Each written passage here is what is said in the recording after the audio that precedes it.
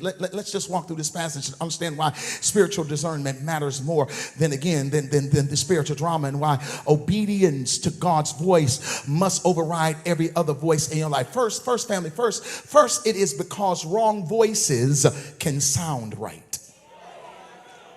That's point number one. Point number one, it's because, you can put the point on the screen, family. It's because wrong voices can sound right. Prove it. It's right there in 1 Kings chapter 13, verse number 18. It's right there in the text. Note what it says. It says that the old prophet answered.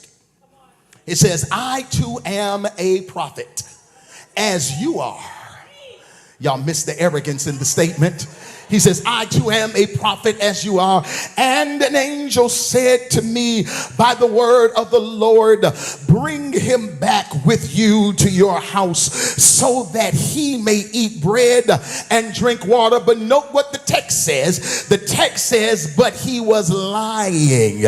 In this verse, beloved brothers and sisters, the old prophet speaks with spiritual familiarity, claiming, if you will, to be a fellow prophet and invoking the authority of an angel. His tone sounded sacred. His words mimic holy patterns. But the Bible begins to let us know that he was lying. This is where discernment becomes crucial. Watch this, because not every word is God's word.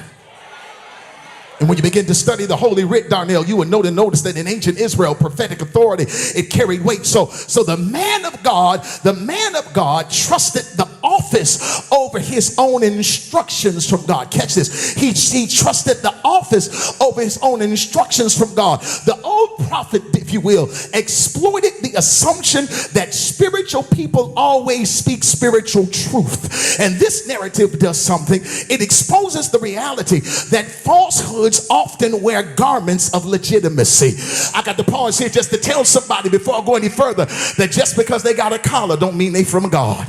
Just because they wear a robe, what they saying don't mean it's from God. Just because they got a prayer shawl on, and I ain't hating on prayer shawls, don't mean it's from God. Sometimes folks will tell you stuff just to knock you off track. And the reason why they're trying to knock you off track there, pause, preacher, I think I will.